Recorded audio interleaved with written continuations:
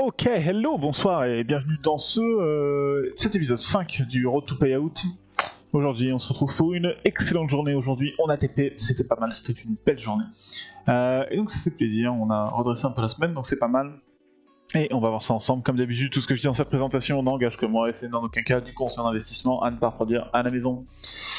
Donc aujourd'hui, on était le 14 mars et on a fait vraiment un beau payout, un beau TP, pardon, pas payout, mais un beau TP. 125, 250, 125. Donc largement au-dessus de la TP qu'on vise normalement. 2 fois et demi sur ces 2 fois et demi globalement au-dessus de ce qu'on vise normalement. Donc, vraiment très très cool. Ça nous monte ce 50 000 là à 50 300 et ces deux là à 50 150 et 50 150, à 25 150 pardon. Et 50 185 respectivement. Donc plutôt ok. Vraiment pas mal du tout. Donc ça c'est la bonne nouvelle du jour, c'est cool, c'est pas mal. Biais pour aujourd'hui, biais baissier daily, plus grosse news négative à 13h30 sur l'inflation qui a très clairement renforcé ce biais daily, qui nous a clairement dit aujourd'hui ça va être à la baisse. Ce qui n'était pas optimal parce qu'on a été tout de suite en dessous des niveaux de minuit et de 8h30. Et du coup, on savait que ça allait baisser et en même temps, on savait qu'il fallait chercher des longues, donc c'était pas très simple. C'est pour ça qu'on a mis du temps à trouver notre trade. Biais baissier qui semblait au début ne pas se confirmer avec un OPR qui est parti à la hausse, donc un peu d'incertitude, mais parti à la baisse ou derrière. Niveau correctement positionné, plus OPR pas mal en size et en position. J'avais des zones intéressantes au-dessus et en dessous, donc je me sentais plutôt pas mal au début de la session. Ça allait. Les niveaux qu'on regardait comme d'habitude en ce moment, les all-time highs à 691, toujours bien loin, FVG 1 heure de 461 à 441 avec liquidité sur le bas du gap, et liquidité à 486 et à 428. Donc ça c'était les niveaux qu'on regardait vers le haut. Vers le bas, liquidité CPI toujours, qui n'a pas été encore reprise à 18 174, liquidité à 134 et un FVG aussi 4 heures de 6270 à 18 282. Toujours pas fou, c'est celui qu'on regardait là depuis 2 jours. Mais il a tenu en début de journée, bon il a fini par craquer après, mais il a tenu en début de journée, donc on regardait aussi ce niveau là, puisque même si c'est celui-ci là, celui qu'on était passé à travers très largement les autres jours là dont je vous avais parlé, et au final on l'a claqué aujourd'hui, il est fini, on n'en parlera plus à partir de demain, mais il était encore opérationnel pour ce début de journée. Trade numéro 1, on a raté un premier setup à 15h11. Sur cette bougie là, sur cette bougie en 1 minute, là c'est 1 minute, 15h11, juste ici. Donc on avait été prendre les lows de la journée, on était sorti de l'OPR, on avait été prendre les lows, tout ça, on était bien descendu, on avait fait un nouveau low ici, qui était bien clean. On avait remonté, on avait fait un premier displacement ici qu'on n'a jamais retesté, on a continué à pousser, on a fait un deuxième displacement ici. Mon problème avec ce setup là, et la raison pour laquelle je ne l'ai pas prise, c'est qu'on n'avait pas de divergence haussière. On n'avait pas de divergence haussière. Si, on en avait une, mais sur l'IS, pardon. On l'avait pas sur le Nasdaq, pardon, c'est ça. Je dis une connerie. On avait une divergence haussière, pardon, sur l'IS qui est ici, sur celle-ci de 15h10 là, qui est effectivement correcte, hein, qui est même très belle. Où on a 10 000 de volume en plus que celle-ci avec 1950 de delta, donc elle est très très clean. Et on en a une, 15h10. On en a une ici aussi qui pousse un petit peu sur le Nasdaq. Le problème que j'avais, donc on avait bien 2 divergences, pardon, j'ai dit de la merde. On avait bien 2 divergences, c'est ça. On avait bien 2 divergences haussières qui étaient bien lisibles. Le souci pour moi, c'était ce qu'on avait avant. C'est-à-dire qu'on avait eu des gros volumes juste avant, avec des gros deltas négatifs sur les 2 footprints. Et du coup, j'étais pas ultra confiant dans le fait qu'on allait continuer à pousser vers le haut. J'étais même pas confiant du tout dans le fait qu'on allait continuer à pousser vers le haut, et donc du coup, et en plus ça faisait pas très longtemps après l'open, puisque du coup c'était voilà 15h 15h10, donc ça faisait 30-40 minutes après l'open. J'étais vraiment pas fan, je trouvais que c'était un peu tôt, et en plus vraiment des gros deltas négatifs sur les deux juste avant, et donc du coup j'ai préféré m'abstenir. Alors il était magnifique, hein, franchement il était parfait, ça a super bien marché, la pivette a TP dessus avec force de talent.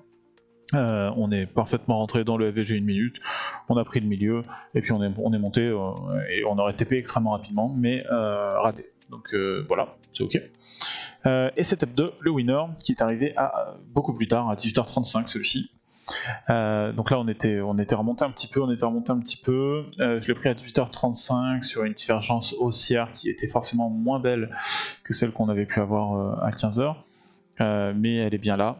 4100 de volume, 6500 de volume, moins 89 de delta, plus 174 de delta. Et sur l'IS, beaucoup plus net, 8800 de volume, moins 1350 de delta, 20 000 de volume quasiment, allez, 19 200 de volume pour 1000 de delta positif. Donc magnifique, belle divergence haussière à 18h30 qui m'a mis en confiance. Tout de suite après, on a eu un beau displacement là. Je me suis senti vraiment bien j'ai vu le truc, j'ai dit ok c'est bon. Ça a poussé très fort, je me suis dit oula le trade va partir sans moi, on va aller le regarder. Mais ça a poussé très fort, donc je me suis dit que le trade allait partir sans moi. Du coup je suis pas rentré au market au lieu de rentrer limite.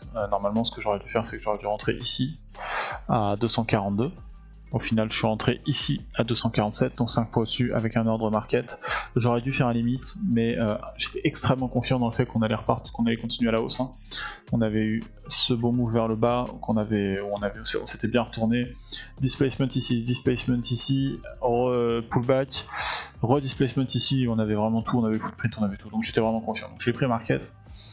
On a hésité pendant une dizaine de minutes, puis on a TP assez rapidement à 18h50, donc après avoir pris le trade à 18h35, donc 15 minutes pour la première TP. Les runners on continue à tourner pendant 6 minutes si je dis pas de conneries, puisque 50 pardon, et on a TP à 56 pour les suivants, voilà.